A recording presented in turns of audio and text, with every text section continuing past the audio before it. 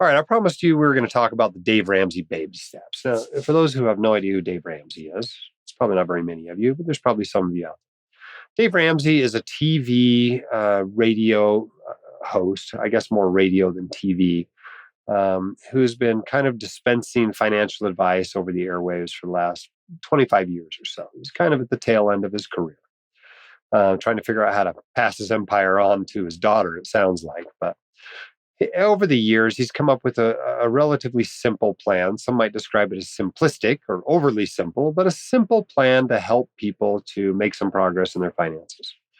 And the nice thing about a simple, straightforward plan is it's easy to remember, easy to implement, and relatively easy to do. The problem is when it comes down to something like this is kind of what Einstein said, that you want to make things as simple as possible, but not simpler.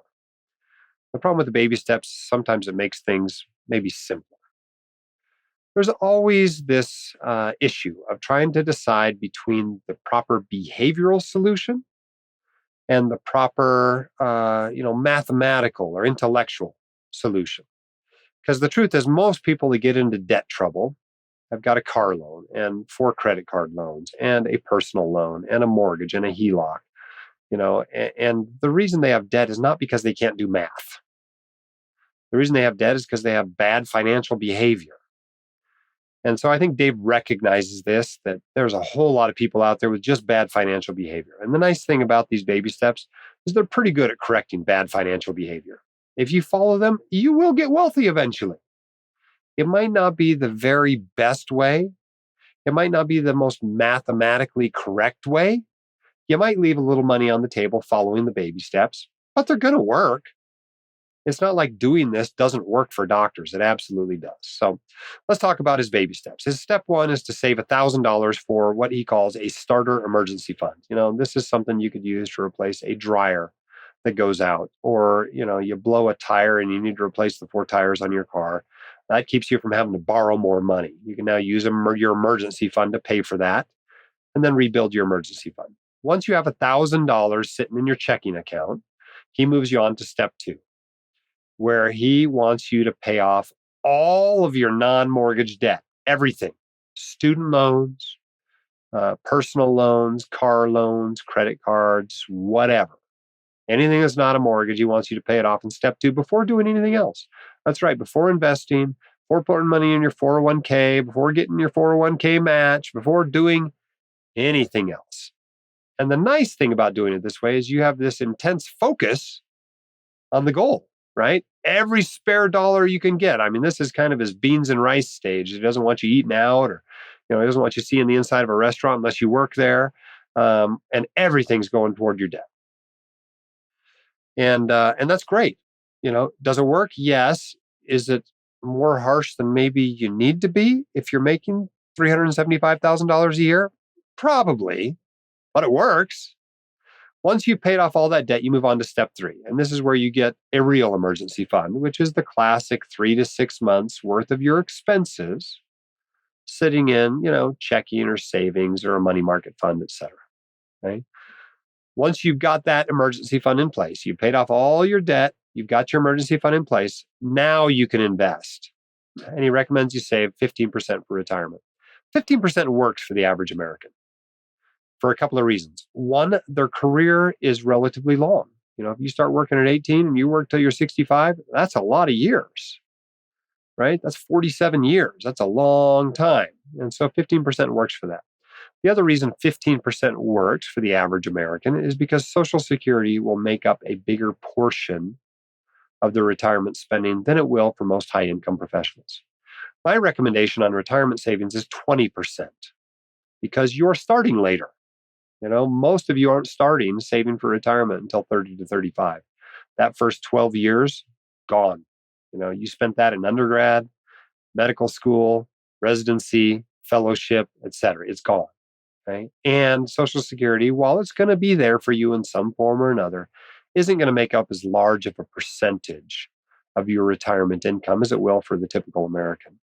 And so 20% is the number. And if you do that, if you carve out 20% of your income from the time you get out of your training and you work a typical career, you work 25, 30 years, you will have enough money to maintain your lifestyle in retirement. Same lifestyle you had before you retired, you'll be able to maintain in retirement. So 20% is the number there. Dave Ramsey's step 5 is to start saving for your children's college. And I like that this comes after step 4 because it's true. You should prioritize retirement before college. You got more options for college. I mean, if you don't have any college savings for them, what can they do? Well, they can work in the summers. They can work during the school year. They can get scholarships. They can go to a less expensive school. They can even borrow. You're not going to get student loans for retirement, right? But they can still get student loans for college, to pay for an expensive private or state university. You can still borrow for that.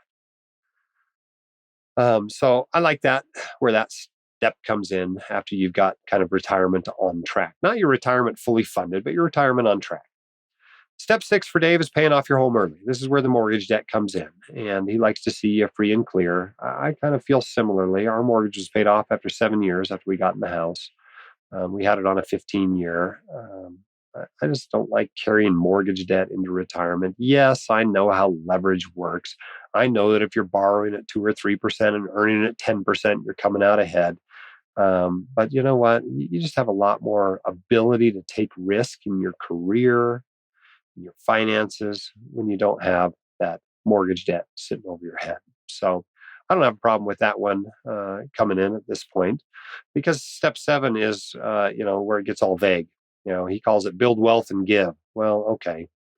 That's just everything else in your financial life. Maybe you're mixing some of that in with the other steps. Life can be a little bit more complicated. You don't have to follow this exact formula to become wealthy. Will it work? Yeah, it'll work. And if you're having trouble with debt, if you keep finding yourself getting into debt over and over again, maybe you need this rigid of a plan.